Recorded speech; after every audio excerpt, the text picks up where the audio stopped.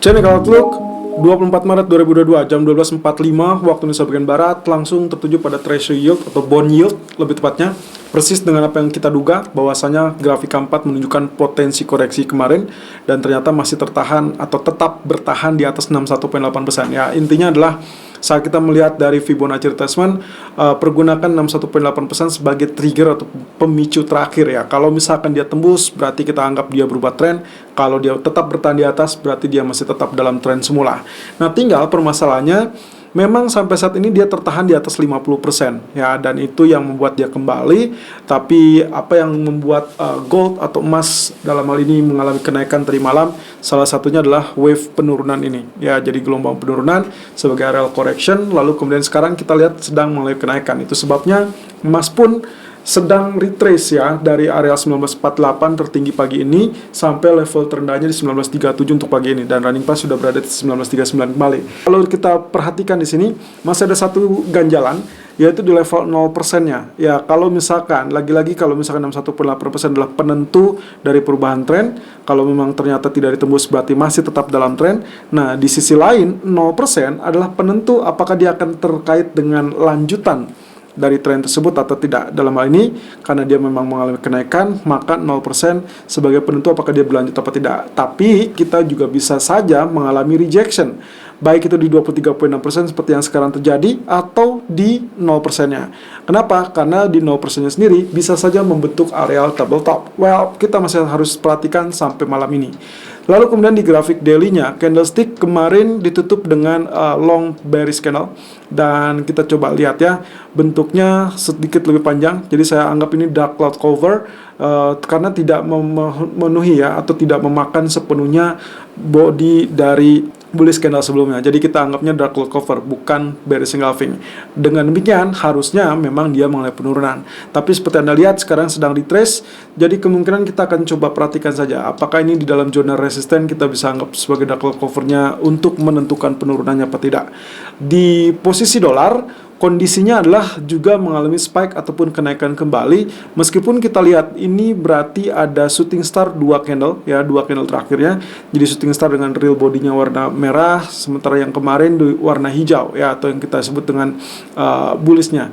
Tapi kalau misalkan kita perhatikan lagi, karena kita masih akan menentukan apakah ini akan lanjut penurunan apa tidak. Well, tentunya penutupan candle hari ini yang akan sangat menentukan apakah dia bisa melewati area high 2 hari yang lalu di 22 Maret atau tidak. Nah, sementara kalau kita perhatikan dari grafik keempatnya, justru kita masih tetap menantikan apakah ini akan break area resisten atau akan kembali tertekan. Karena ingat, kita dalam fase bullish flag ya, karena dia berbentuk trend channel seperti ini.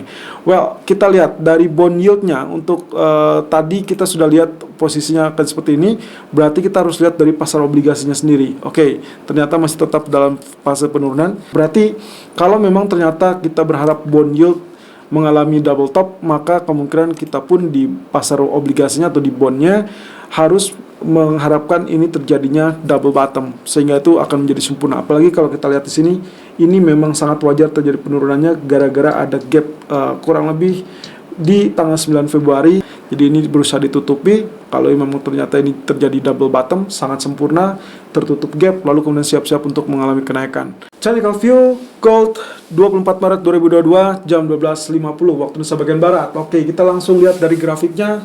Untuk emas sekarang berada di level tertingginya 19.4830, running price berada di 19.38, berarti sedang tergelincir atau turun terkoreksi. Lalu kemudian high atau low-nya 19.3760. Oke, ini kemarin terjadi kenaikan ya, tidak diduga-duga ternyata dia berhasil rebound setelah sempat memaksa ke 19.15 tapi gagal tembus lebih rendah. Bahkan terakhir di malam hari dia hanya sempat turun sampai kisaran ya ini ya, kurang lebih ini 1924, lalu kemudian penurunan kedua 1925.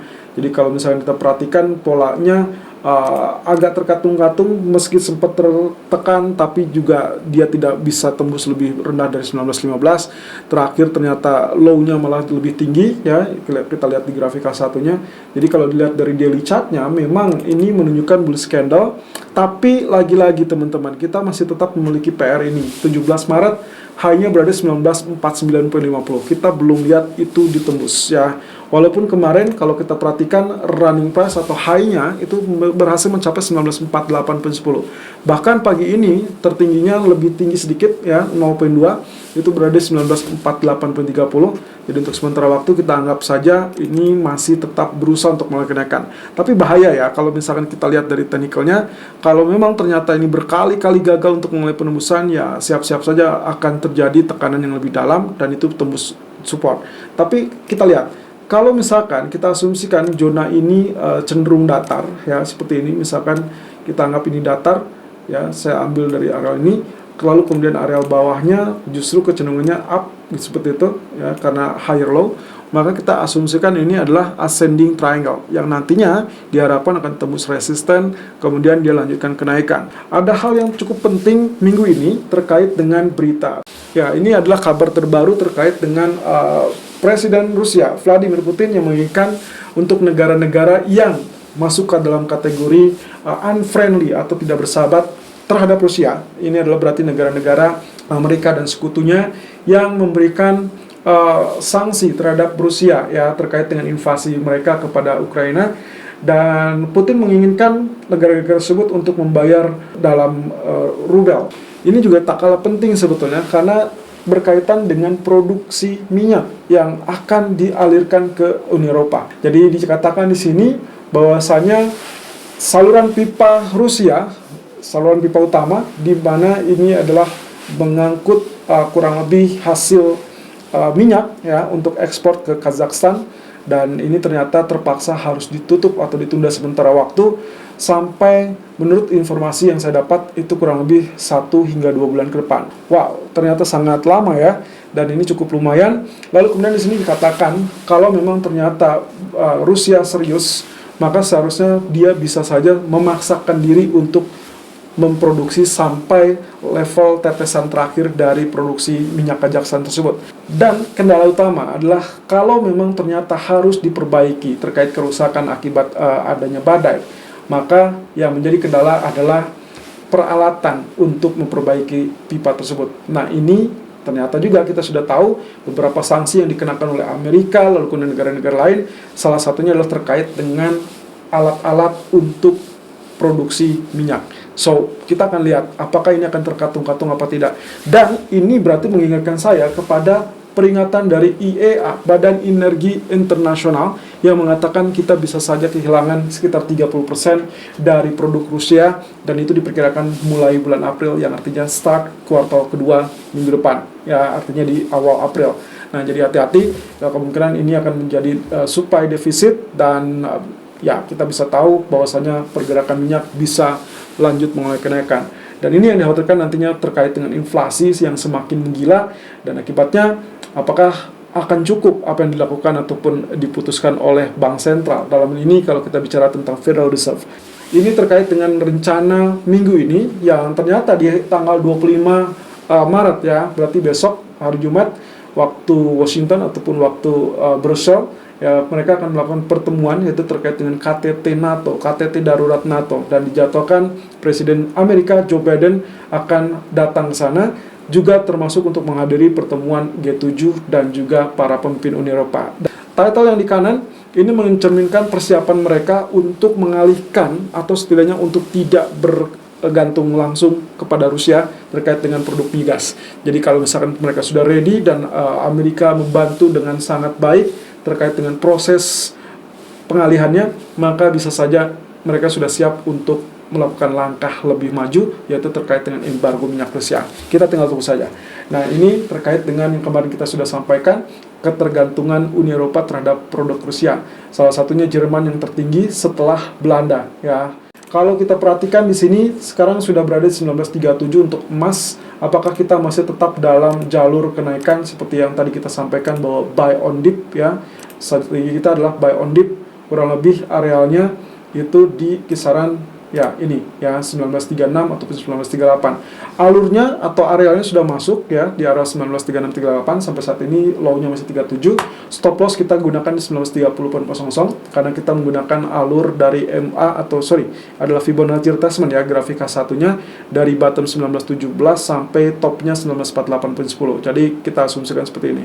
Nah, kalau teman-teman perhatikan grafik pagi tadi kita gambarkan seperti demikian teman-teman. Kalau ingat, ini kemarin dia dalam jalur penurunan karena pasca penembusan dari trendline channel ya, trendline channel yang berwarna biru, dia tembus, berarti kita anggap dia dalam fase penurunan. Kemudian dia sempat terjadi retrace tapi gagal tembus di sini, lalu rejection, ternyata di bawahnya pun gagal tembus juga.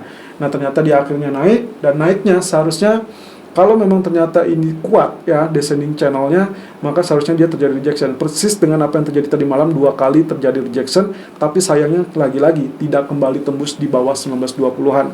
Dan akhirnya apa yang terjadi? Pecah atau tembus level 1938 dan dikaitkan langsung kenaikan lanjutan.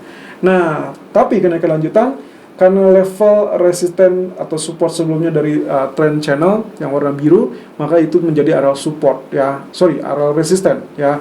Nah, sekarang kalau Anda perhatikan dari sisi historical price, ternyata area tersebut juga mencerminkan ada area strong resisten. Sehingga itulah sebabnya kenapa saya memberikan kode di situ, resisten tersebut ya harus ditembus. Ini berarti terkait dengan level 1948-1952. Itu sebabnya tadi malam dan juga pagi ini kita masih tetap tertahan di level 1948. Well, of course, skenario yang paling akhir adalah kalau memang ternyata dia resistennya ditembus, artinya tembus di atas 1952, berarti dia kembali ke dalam zona trend channel biru, walaupun nantinya kita bisa hapus juga.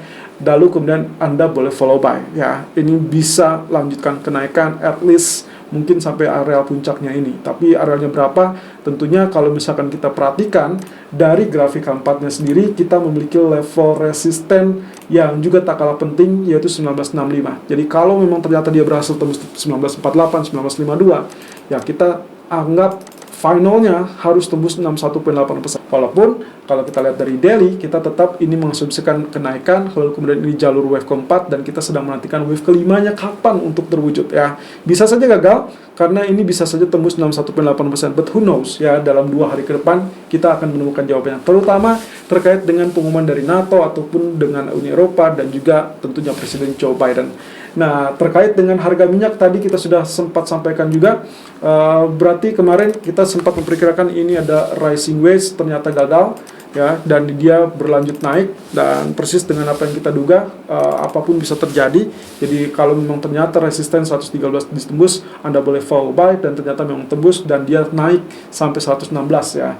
Bahkan pagi ini kalau kita perhatikan, nah ini sebetulnya kita masih tetap dalam taraf kewaspadaan ya, 61.8% di 116.40.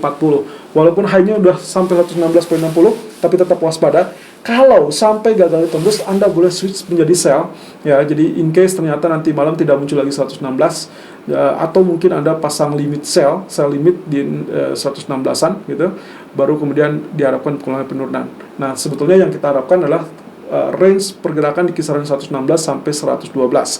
Kalau ternyata salah satu tembus, Anda lebih aman adalah follow sell-nya saat dia tembus 112. Atau Anda boleh follow buy untuk melanjutkan kenaikan kalau tembus 61.8% di 116.40. Secara H4-nya, berarti karena dia tembus seperti ini, kita tinggal gunakan saja Fibonacci expansion. Nah, saya ambil, tarik dari sini, ya, arealnya hampir sama dengan Fibonacci retracement. Nah, kita dapatkan area Fibonacci expansion-nya.